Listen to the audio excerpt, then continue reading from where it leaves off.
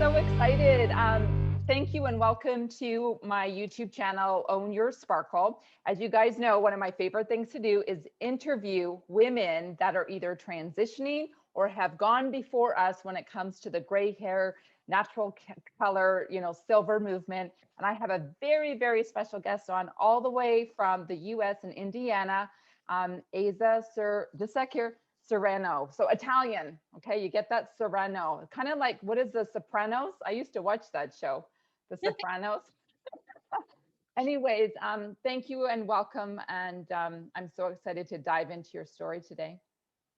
All right. Okay, so a couple things too. She had mentioned that she is a mama bear to a 12-year-old daughter, a couple cats.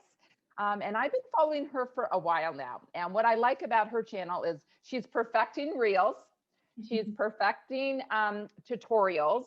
And she has been showcasing this beautiful natural makeup that she's going to talk a little bit later. And she's also starting up this beautiful blog. I'm going to say reactivating it so that we can really get connected to her kind of like low toxic living lifestyle. And we need a lot of that inspiration today in this world. So anyways, I'm going to stop talking and I would just love for you to maybe finish off introducing yourself if I missed anything, and then we'll dive right into some of our questions that we have today. All right. Well, thank you so much for having me. I'm so excited.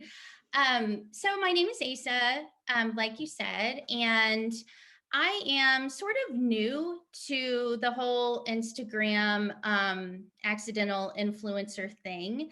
It's been about a year and a half now since I've grown my following, and that initiated me taking a career exploration leave this year from my teaching job to really sort of dive into natural aging, natural beauty, clean beauty.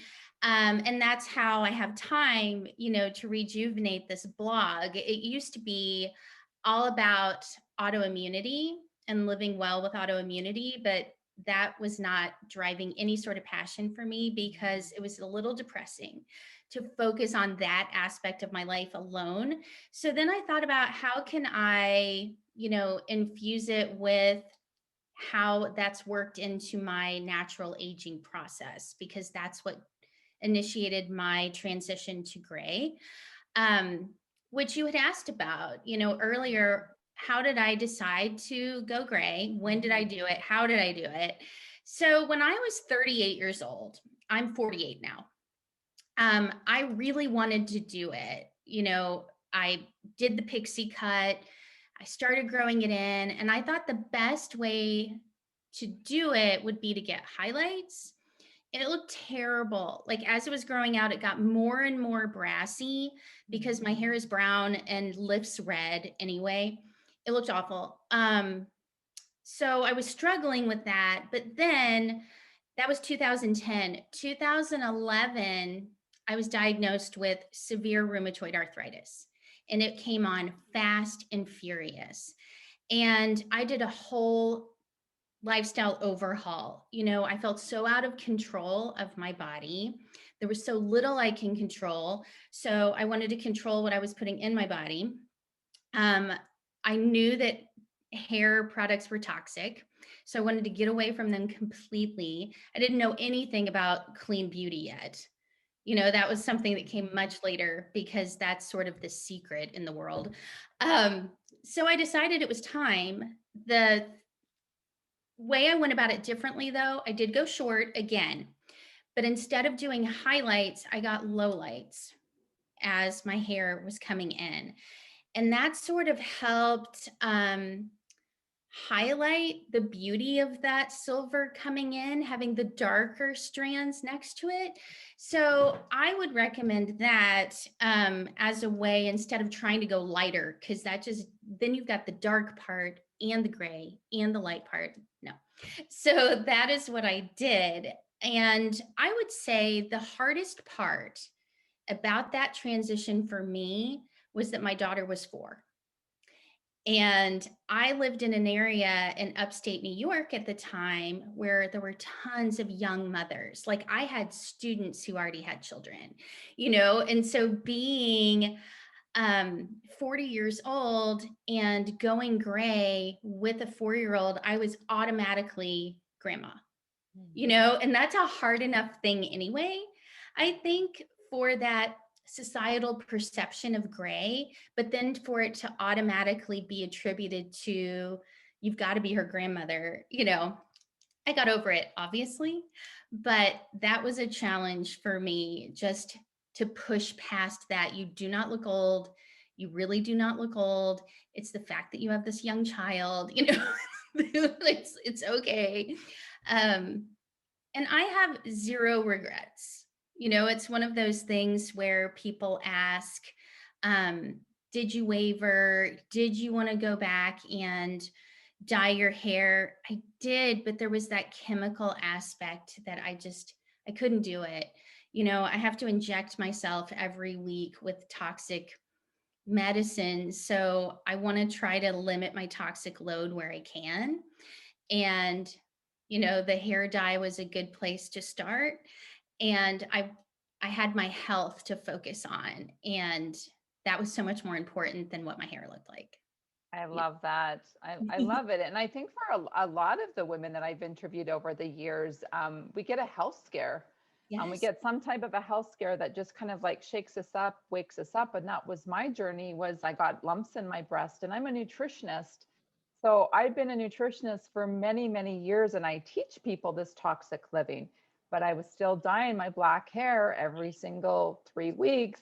Sometimes I would have time to go to the organic salon and drop $300. Sometimes I didn't have time because I had to drive, 45 minutes or more. That I would just get lazy, rush for time, and just grab a local, like just quickly just put it on my hair because I'm so desperate. And so, yeah, it took a health scare for me to say, like, what is it that I'm missing? And when I went back to the books to study, I was so shocked about the PubMed studies that have gone back to like 1970, Yes. linking different cancers to hair dye, especially dark. Dark is like the worst. And I was like, oh, why are we talking about this? Like it's Yeah. crazy. So thank you. Thank you for your own wake up call, and your work, your movement.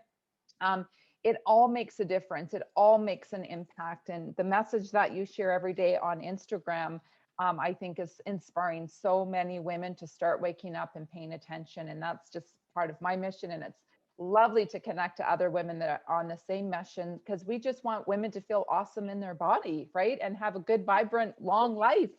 And still feel beautiful from the inside out, and knowing that you can get beautiful products today that have very low levels of toxins, that you can feel good and safe. So, oh my gosh, I love it. And so you said you did like pixie cut. You've got this beautiful natural curl. Can we talk a little bit about that curl? Because I am a natural curl, kind of crazy wavy, and I still haven't perfected the frizz. What do you like? How do you, like, your hair never looks frizzy? I'm like, how do you get away with no frizz? Because if I let it go naturally dry, and I have a hair oil right here. I think this is Young Living. I got about 5 or 6 different hair oils. This one's from Young Living with different, like, it still looks frizzy to me. What do you do to like have this gorgeous hair that looks so natural and healthy? Oh, thank you. It took a long time to find products that worked for me that were safe. That was a huge struggle, the curly products that weren't full of, synthetic fragrance and garbage. So I use Evolve products. It's Okay. Evolve with an H. And I'm an affiliate for them. Okay. I didn't realize they had an affiliate program until I posted and someone was like, "Oh, are you an affiliate with them?" And I was like, "Well, I should be."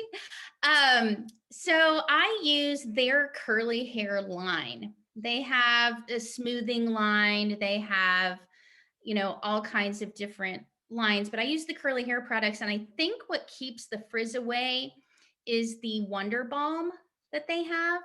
It's one of those products where a very, very little goes a long way. Like if you do too much, you're going to look greasy. So I just barely coat it on my hands and like run it over. Today I used a diffuser when I dried it. I usually air dry, but I wanted to look a little fancier for you today. Because that brings out the curl. Like I don't have curly hair, I have wavy hair. And Right. so if I use a bunch of product though, I can really sort of bring out those ringlets a little bit more. Okay, so there you go. So a couple tips for our curly hair women. So we got the hair diffuser that you need to use if you want a little bit of a curlier, more controlled look. And I haven't done that in a while. And then to check out, they can find this on your Instagram. Do you want to do a shout out to your Instagram right now and how they can follow you? Yeah, absolutely. So my Instagram handle is at gray, that's GRAY, dot is dot gorgeous. And I have a link in my bio that goes to all different kinds of links, that go to my hair products, my beauty products. I just wrote a really long post answering all the frequently asked questions about my hair, because that's what I hear most often is, how do you do that? Let me see the back of your head, those kinds of things. What purple shampoo do you use? All of that stuff I've answered in a really detailed blog post, and that's in my bio as well. I think one of the most important things to avoid frizz also is to keep your hands off it. If you touch your curls too much, they're going to come out, and they're also going to like frizz at the top for sure. Okay, awesome. I love that. I love that you are educating and having all that information. So a big question. So as we close off here, so when people join my Gorgeous Gray movement in my private Facebook group, I have like typically 3 questions. And the last question I have on there is, what is your biggest fear? And you probably know exactly where I'm going with this, right? But kind of like the top 3 are like, no one's going to support me. So that includes your partner and your kids. People aren't going to hire me, or I'm not going to be able to get any dates.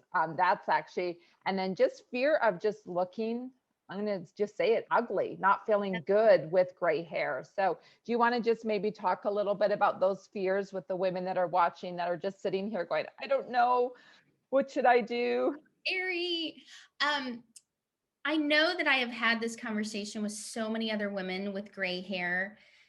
How many times people say to us, if I knew my hair was going to look like yours, I'd do it. Well, how do you know? If you don't try, yours might be stunning, And I think if you follow a lot of the other Silver Sisters for inspiration, and I would definitely recommend doing that. I had a Pinterest board, an inspiration board, just beautiful gray haired women, so that I could just look and say, you can do it, girl, But I think it has to be knowing that so many of us now would never go back, that we all say it's so worth it, that you don't know what your hair is going to look like until you try. And just to go for it. There is a community ready to support you with open arms. Oops. Are you still there? Yeah, I'm still here. Yep. So weird. You went away and I can't see you. Oh, maybe because is your phone going off? I thought I turned it off. Okay. Sorry. There we go. That's okay. That's a very valid fear. And I had that as well, obviously, with my young daughter. And I think part of it just has to be your why. Why do you want to do this? Is it for your health? Is it because you're tired of throwing away all of that money and time? Like, I was a slave to my hair. I was going to the salon every 6 weeks, and I was coloring at home in between. And I was resenting that time, that I was. Okay, so we got cut off there. We got some bad internet, but I think we got most of Asa's beautiful tips. I just want to thank her so much from the bottom of my heart for joining us, inspiring us. You want to definitely go to follow her on Instagram. We are going to put the link down below, which is Gray is Gorgeous. She also has a blog, and really, really excited to get this, inspirational message out to so many women. Thank you so much for joining.